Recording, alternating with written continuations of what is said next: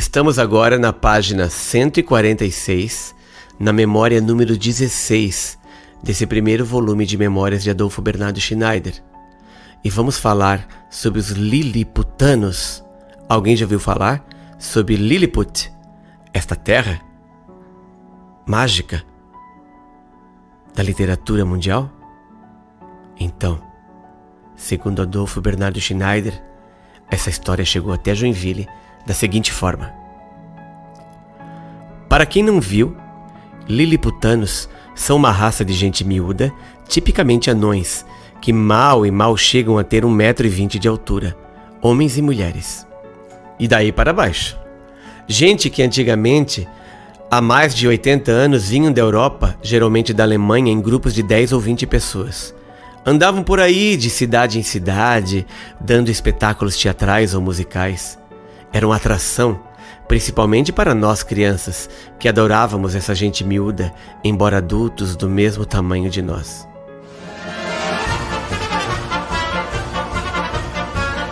Era gente bem trajada pelo Dernier Cri de Paris, passeando pela cidade em um pequeno Landauer, que ainda trazia um pequeno coche de luxo, puxado por uma parelha de pôneis da Islândia. Tinham de tudo para mexer com a nossa fantasia. Pôneis da Islândia. Imagina isso numa cabeça de uma criança tão imaginativa como eu. Assim como fizeram explodir a minha fantasia, quando esse grupo de Liliputanos estiveram em Joinville, era agosto de 1912. Eu tinha 6 anos e 7 meses.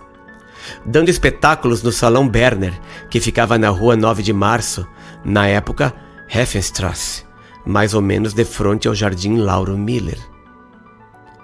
Estive consultando a Kolonie Zeitung, no Arquivo Histórico de Joinville, onde tive a confirmação, preto no branco, por cima em alemão, do que estou escrevendo.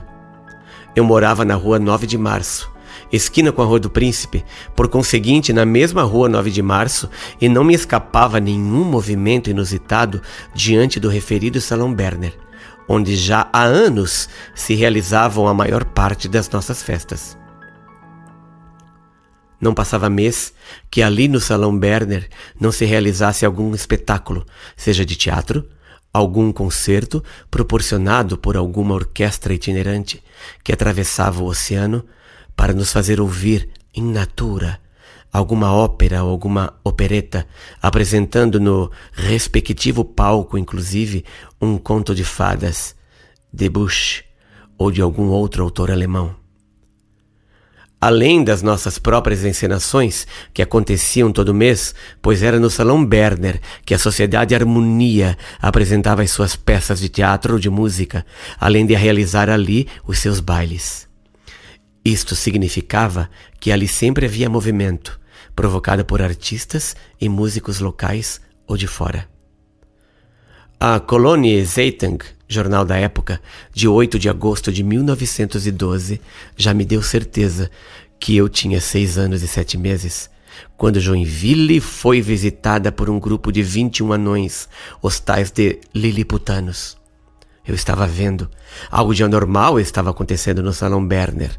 O tempo estava bom, o sol de fora. O grupo ia dar uma volta pela cidade com seu coche para conhecer a mesma e também para chamar a atenção do público para sua presença. A cidade na época ainda era pequena e tipicamente colonial.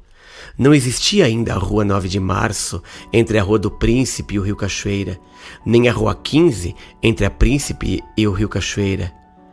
E na Rua do Príncipe havia, de um lado, profundas valetas, que com cada maré se enchiam de água, para a alegria dos marrecos e dos patos. O perímetro urbano terminava no cemitério protestante, ali na Rua 15 e na atual Rua Doutor João Colim, na altura da Rua dos Ginásticos.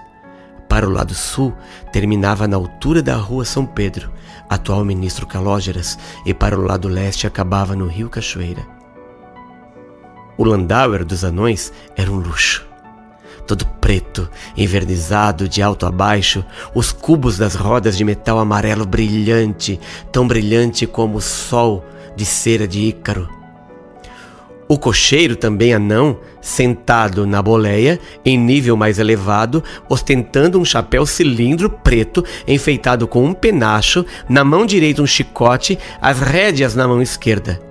E sentadas, no fundo da carruagem, 3 elegantes senhoras, com vestidos claros, cheios de laços e atavios, rendas e bordados. Vestidos fechados até o queixo, como era a moda na época, com espartilhos de baleia, uma delas segurando uma sombrinha branca, de seda, também cheia de rendas, um laço de cetim no cabo, um esplendor. Verdadeiras princesas no mundo das liliputanas. A carruagem puxada por 2 pôneis, um autêntico conto de fadas, real, aos olhos de um menino tão pequeno. Quando a pequena carruagem se pôs em movimento, eu fiz menção de acompanhar. Andar ou correr ao lado, assim como alguns outros rapazes estavam fazendo, mas uma irmã mais velha que me havia levado até ali não deixou. Até aqui, ordem da mamãe. Eu perguntei então, pois já estava cursando o 2º ano da escola alemã: onde é que fica essa Lilliput? Nunca tinha ouvido falar. E a Islândia? Onde se criam esses bonitos pôneis? No Atlântico Norte? Foi a resposta. Mas era uma resposta meio que pergunta. Uma resposta retórica, o que seria uma pergunta. No Atlântico Norte? Lá eu sabia, com 6 anos e meses, o que é Atlântico Norte. A Colônia Zeitung relatou que houve uma única apresentação naquela mesma noite, que a trupe se constituía de 21 pessoas, quase todos anões, entre eles a mulher mais baixa do mundo, uma russa, de nome Marta Kasuba, com apenas 62 centímetros de altura. Fizeram teatro em alemão, a orquestra tocou algumas peças musicais e, como ponto alto do espetáculo, dançaram um balé de Paris. Já pensaram os leitores? Um grupo de 5 ou 10 dessas pessoas, pequenas liliputanas, trajadas a rigor, dançando um balé cantado, todas com asas de anjinhos montadas nos ombros em nosso festival de dança? Seria um sucesso absoluto. Dona Albertina, fica o registro.